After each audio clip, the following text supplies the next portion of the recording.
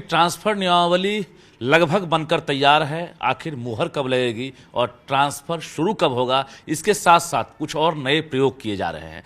तो शिक्षकों को इंतजार है कि अब आप ट्रांसफर नियमावली लाएंगे, फिर से ट्रांसफर करेंगे। कब से शुरुआत कर रहे हैं?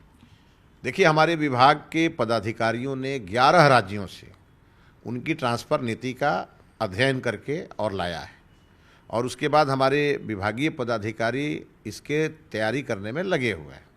कई राउंड हमारी भी समीक्षा हो चुकी है, लोगों से दावा आपत्ति भी लिए जा रहे हैं, और कई लोगों से हम लोगों ने राय भी लिए हैं कि भाई अगर सबकी राय लेके बनाएंगे तो और बेहतर होगा।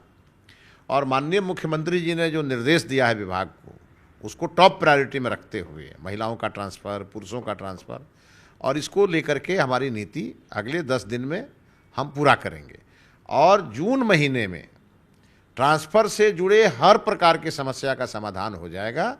जब हमारे विद्यालय खुलेंगे तो हमारे सभी शिक्षक जिनको ट्रांसफ़र को लेकर समस्या रहती थी, वो अपने जिस विद्यालय को आप उन्होंने ऑप्शन दिया होगा उस विद्यालय में वो नजर आएंगे। सबसे महत्वपूर्ण सवाल है जो लगातार न्यूज़ 18 के जरिए शिक्षक जानना चाह रहे हैं, क्या ये जबरन ट्रांसफ़र होगा? जो नहीं चाहेंगे अपने घर जाना, अपने पंचायत के आसपास जाना, अपने प्रखंड में जाना, जो जहां हैं वहां रह सकते हैं, या फिर ये ऐच्छिक ही ट्रांसफ़र होगा? नहीं, ट्रांसफ़र कंप्लीट ऐच्छिक ट्रांसफ़र होगा। जो नहीं चाहेंगे वो नहीं, क्यों ज़बरदस्ती किसी को भेजना है? जो शिक्षक ट्रांसफ़र के लिए विभाग के सामने गुहार लगाएंगे, हम उन्हीं का ट्रांसफ़र करेंगे। जी, नियमावली पर मुहर कब? उसमें अगर एक सब्जेक्ट में अधिक शिक्षक होंगे एक ही विद्यालय में जी, तो उस पर तो हमें उनको कहीं ना कहीं अलग अन्यत्र हटाना पड़ेगा। मेरे ख्याल से 10 तारीख तक रैशनलाइजेशन का काम हमारा पूरा हो जाएगा। वो विभागीय स्तर पर चल रहा है। 10 तक पूरा हो जाएगा। और फिर ये कैबिनेट में भी जाएगी नियमावली? नियमावली तो वाजिब है, कैबिनेट में ही जाकर के नियमावली बनेगी। शुरू कब कर रहे हैं? कुछ तारीख? ये तारीख जून महीने में पूरा खत्म करेंगे। खत्म कर देंगे? पूरा खत्म करेंगे। अच्छा, ये HTHM भी कह रहे हैं कि उनका भी ट्रांसफर हो चुकी, लंबे समय से सभी प्रकार के शिक्षकों के लिए नियमावली बनाई जा रही है, और उसी नियमावली के दायरे में हम ट्रांसफर करेंगे।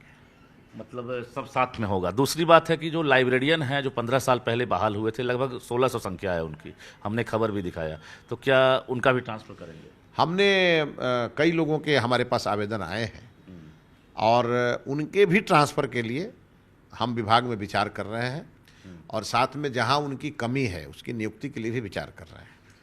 एक्सरसाइज एक नया चीज़ भी आप कर रहे थे। शनिवार का इश्यू है कि भाई हाफ डे नहीं हो रहा है, मंत्री जी आए हैं, बहुत उम्मीदें हैं, तो ये एक्सरसाइज होने के बाद क्या कोई फैसला ले रहे हैं सैटरडे को? नई शिक्षा नीति जो आई है उसके आधार पर जितने घंटे का पठन पाठन का जो टाइमिंग फिक्स है उसका, और अभी जितना हम लोग पढ़ा रहे हैं उसका, दोनों का आकलन करेंगे, फिर उसके बीच का कोई रास्ता निकालेंगे। अभी आपने एक और एक्शन प्लान तैयार किया है कि नंबर आपने जारी किया, और सभी स्कूलों की दीवारों पर वो नंबर अंकित करना जो है मैंडेटरी होगा, अनिवार्य होगा। कौन सा नंबर होगा और उस नंबर से क्या बेनिफिट है? अगर एक्शन नहीं होता है तो आप क्या एक्शन लेंगे? क्योंकि आपने बड़ा एक्शन प्लान तैयार किया है, अधिकारियों को आपने डायरेक्शन भी दे दिया इसको लेकर। देखिए, पिछले 21 मई को ही हमने ये पत्र अपने विभाग से निकाल करके और बिहार के सभी डीईओ को हम लोगों ने भेजा है, और उसमें स्पष्ट निर्देश है। टोल फ्री नंबर 2 है, एक नंबर है 14417, फिर दूसरा है 1800345417। ये जो 2 नंबर है, ये नंबर स्कूलों पर बड़े बड़े अक्षरों में लिखे जाएंगे, क्योंकि अगर कोई अभिभावक कंप्लेन करना चाहता होगा किसी शिक्षक के बारे में या किसी और शिक्षकेतर कर्मचारी के बारे में, तो वो कंप्लेन अभिभावक उस नंबर पे कर पाएगा, और हमारे यहाँ मुख्यालय स्तर पर इसकी मॉनिटरिंग होगी जी। और अगर कोई छात्र या कोई शिक्षक किसी भी प्रकार की समस्या को लेके अपना कंप्लेन रजिस्टर कराना चाहेगा, उसके लिए ये अवसर हमने दिया है जी। और यहाँ पे हमारे लगभग 35 से 40 लोग हमारे सचिवालय में इस काम के लिए बैठे हैं। मतलब सिंगल विंडो सिस्टम के तहत ये काम करेंगे? पूरी तरह सिंगल विंडो सिस्टम हमने अपने विभाग में लागू किया है, और करप्शन फ्री विभाग हमें बनाना है, क्योंकि यह शिक्षा विभाग हर घर को जोड़ता है। तो इससे हमारी राज्य की इमेज बननी है, हमारे माननीय मुख्यमंत्री जी का इमेज छोटे बनना है। छोटे काम के लिए पैसे मांगे जाते हैं, प्रखंड से लेकर जिला तक और मुख्यालय तक भी आरोप लगता रहा है कि भाई शिक्षा विभाग में बिना पैसा कोई काम ही नहीं होगा। तो ये single window system, corruption free zone आप बनाकर, क्या लग रहा है कि एक बड़ा चैलेंज नहीं है बनाना आपके लिए? नहीं, चैलेंज तो है, लेकिन ये करेंगे ही करेंगे।